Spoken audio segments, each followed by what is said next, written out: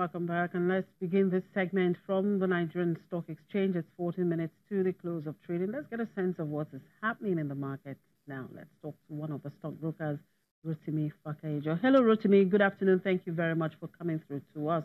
So tell me, who are the drivers today and who are being driven?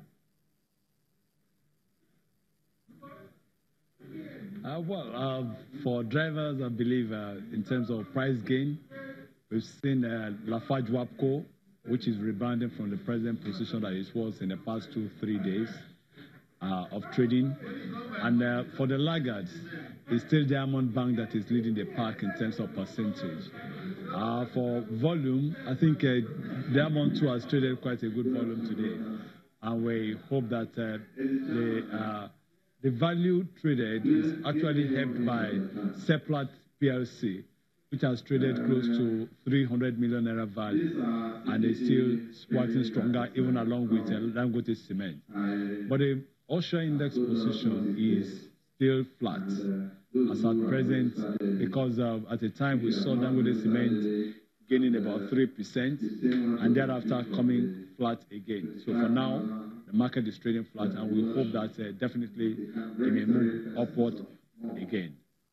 Now, yesterday, Diamond Bank came up with a statement saying that they are not in any talk with Access Bank to acquire it.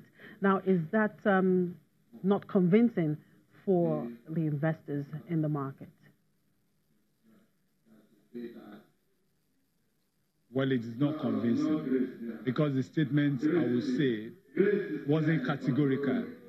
If they have gone ahead to say that we are not in talk with anybody and we remain a very strong bank able to meet our obligations, I believe that will have strengthened the interest of investors better. But right now, it's losing maximum points and is heavily on offer. So with the way it is right now, there's every tendency that the trend may continue tomorrow. All right. Thank you very much for your time, Rotimi, and thank you for those updates. Rotimi Fakaejo is the CEO of Enterprise Capital. The Nigerian National Petroleum Corporation says the country's oil production will increase to 1.8 million barrels per day in 2019, while condensate production will rise to 0.5 million barrels per day. Nigeria currently produces 1.6 million barrels per day of oil and 0.4 million barrels per day of condensate. NNPC is in the final stages of talks with consortiums, including top traders, energy majors, and oil services companies to revamp its long-neglected oil refineries in an effort to reduce its reliance on imported fuel. According to the managing director of the corporation, Mekanti Baru, NNPC could also sign crude for product deals with Shell and ExxonMobil, similar to the one signed with BP on November 1, if they showed interest. NNPC imports about 70% of Nigeria's fuel needs, mainly gasoline, via swap contracts. It has contracts known as direct purchase agreements with 10 consortiums that include trading houses Vitol, Trafigura, Mercuria, and Total. And Sudan expects bidding to develop the country's oil and gas blocks to start in the third quarter of 2019, anticipating interest from a large number of energy companies. The secession of the south of the country in 2011 took with it 3/4 of Sudan's oil output, but it is currently producing around 75,000 barrels per day. Although trade sanctions were removed last year, Sudan remains on the United States list of state sponsors of terror, discouraging investors and making it ineligible for debt relief. Last week, the U.S. State Department said it was working with Sudan on issues such as improving humanitarian access, expanding counter-terrorism cooperation, and making progress on human rights as conditions for removal from the list. An MTN group will apply for a mobile banking license in Nigeria and launch a service there next year, and that's according to its CEO, Rob Shuter. MTN, Africa's biggest telecoms company, has faced challenges in Nigeria where it has been ordered by the central bank to return $8.1 billion, which the bank said was illegally sent abroad, and in a separate case, it has been slapped with a $2 billion tax bill in Nigeria.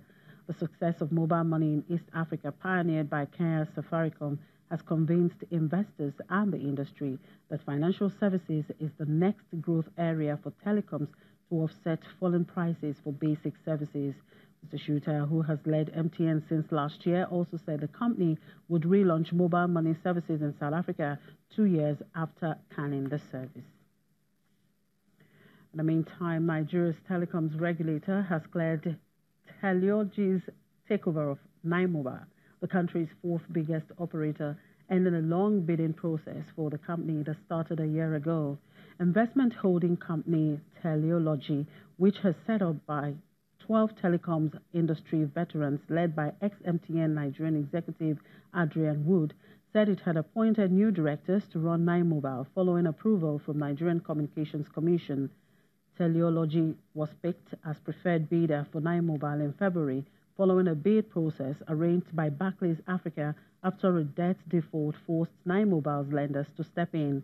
But the sale has taken longer than initially expected, with the NCC's review of Teleology's financial and technical capacity before signing off the takeover. South Africa's Telkom has posted a 10.3% increase in its first half profit following a strong performance at its wireless phone business, which offset declines in the traditional fixed line unit. Telkom, which runs South Africa's biggest fixed line telecom network, is expanding to become a modern communications provider with heavy investments in its mobile phone unit and rolling out of fiber internet packages. Adjusted headline earnings per share, the main profit measure in South Africa, came in at 328.6 cents for the 6 months ended in September, compared to the 297.8 cents recorded a year earlier. The company, which is 40% owned by the government, has seen service revenue from its mobile business grow 54% to 3.6 billion rand. The user base is up by almost the same margin to 6.5 million. And the International Monetary Fund has concluded its first review of the staff monitored program with the government of Equatorial Guinea. The program, which is an instrument for monitoring the progress in the implementation of country's economic agenda, aims to strengthen the fiscal performance of governments, which could serve as the basis for subsequent discussions on potential fund-supported programs from the IMF.